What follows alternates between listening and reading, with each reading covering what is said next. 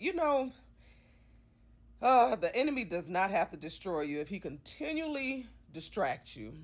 And one of the biggest distractions right now is how people see church money. Everybody got something to say about church money and don't know what they talk about. You'll hear things like, oh, don't give 10% to the church, invest it. The church is a business, or even they just want your money. And I've seen somebody say, what God gonna do with money? Even Erica Badu said we'd have more black millionaires if they invested instead of tithing. Now I get it, because on the surface that sounds wise to invest your money, but what they got to do with tithing? But let's really slow this down and think about it for a second, because a lot of this stuff is pulling people away from the church and causing them not to go. Think about it like this. You'll pay for a gym membership every month, right? Even on the months you don't go. You don't call it a scam. You don't question where the money goes, and you don't even ask for a breakdown. You don't, where's all this money going for this gym membership? You don't ask that. You just keep paying it. It comes out of your checking account every month on the same date because you believe in what it could do for you. But when it comes to God, now it's questions. And the difference between that gym membership and tithing, one is based on what you might get, and the other one is based on what you believe. Come on now, y'all. The truth is, you don't question paying for a clubhouse. You don't question subscriptions or monthly payments for those things you barely use. You just pay it and keep on moving. And half the time, you don't even notice it because, like I said, it comes out every month. Oh, that's this. I know that's coming out. Because you understand something. Access cost, lights cost, space cost, services cost. But then, when it comes to the church, suddenly there's confusion. Now it becomes, why do they need money? Or where's all that money going? So let's make it plain. Churches have real expenses, building costs, utilities, productions, insurance. And those productions is for sounds and streaming, outreach programs, food drives for people who serve full time. And y'all, what's interesting is the Bible actually speaks on this. Sorry, I got a little up there. First Corinthians says, the Lord ordained they that preach the gospel should live off the gospel or of the gospel. So what that means is God made it clear that those who dedicate their lives to ministry can be supported through it. Not forced, not manipulated, but supported. But at the same time, there's balance. And that's in 2 Corinthians 11:7. And Paul says, have I committed offense in abasing myself that ye might be exalted because I have preached for you freely? So Paul is basically saying, I had the right to receive support, but I chose not to. So nobody could question my intentions. And yet, even then, people still assume the worst.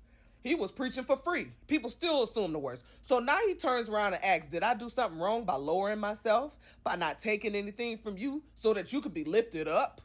In other words, since I didn't receive from you, are you now looking at me like I did something wrong? Like I took something away from you? Because in that culture, giving wasn't just support, it was also participation. Now, he exposed the tension. He exposed the tension.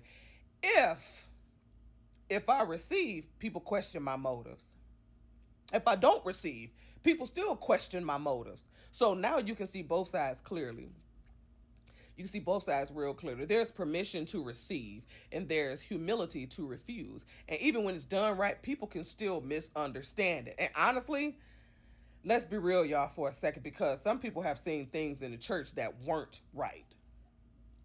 Some people have seen things, just like there's good and bad lawyers, good and bad doctors. But even with that, a bad experience does not cancel out God's truth. Now, here's where it gets deeper. We're going to talk about this for a second, because the enemy doesn't try to corrupt the church. He tries to corrupt anything connected to God. And if he can't stop it, then what he'll do is try his best to distort how people see it. Come on now, y'all. John 8:44 says, for he is a liar and the father of it. That's what Satan is. The devil is a liar. So that tells you right there, deception is his strategy. He doesn't always have to destroy something completely. If he can twist it, misrepresent it, or plant doubt, he's already winning in some folks. 2 Corinthians 4:4 said, the gods of this world have blinded the minds of them which believeth not. So what does that mean? Now, let me break it down, y'all. It's not always that people don't want truth. Sometimes they literally can't see it clearly. And that's exactly why distraction works well. It doesn't come loud, it comes subtle. You start hearing conversations about race, money, and church issues, and before you know it, your mind shifts. It goes to pain, history, and frustration rather than to God. And yes, I'm not saying history doesn't matter, y'all, but at the same time, we need to think about this honestly. We'll feel the weight of history, and we should, but somehow the crucifixion of Jesus doesn't move people the same way. The Son of God was beaten, mocked, and crucified for us, for me and you, your family, your children, your mother, your father. So the real question becomes, why is it easier to stay focused on everything else but harder to stay focused on him? Hmm? 2 Corinthians chapter 10, 2 through 3 says, which think of us as if we walked according to the flesh. For though we walk in the flesh, we do not war after the flesh. So what Paul is saying here is people were looking at him and assuming everything he was doing was natural, like it was about money, control, or selfish motives.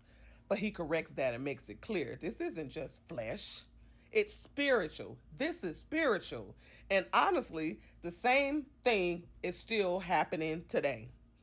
People look at the church, they look at giving, they look at leadership and assume it's all about money. They watch what car the pastor drive and everything. But in reality, they're only seeing the surface. Because behind what you see, there's something spiritual happening. There's influence, there's deception, and there's distraction. And a lot of people are getting distracted by the devil and don't even know it. And because of that, truth still has to be spoken. Ezekiel 3:18 said, if thou dost not speak to warn, his blood will I require at my hand.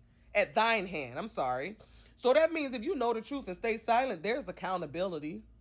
And then right here, this right here brings it all into focus because people love to say stuff. In James 5:20, he which covereth the sinner shall save a soul from death and hide a multitude of sins. So now you see this is not just about opinions.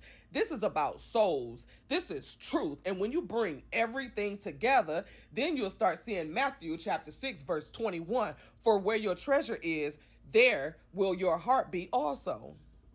Whatever you invest in, your heart follows. Matthews 23:23. These ought ye to have done, and not to leave the other undone. So no, Jesus didn't cancel out giving. He corrected the heart behind it. Some people will say, oh, they talk about tithe in the Old Testament, not in the New.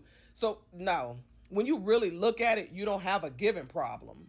You don't have a giving problem because you give every single day. You give your time, your money, your attention, and your energy to things that don't even matter. But the real question is, where is your heart? Where's your heart? Because God isn't after your money. He's after your heart. Your heart.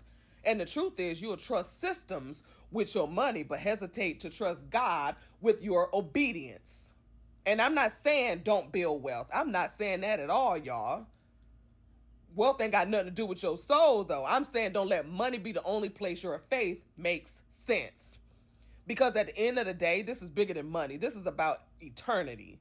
And if the enemy can keep your focus on everything else, he doesn't have to fight you. You will already be distracted. You'll already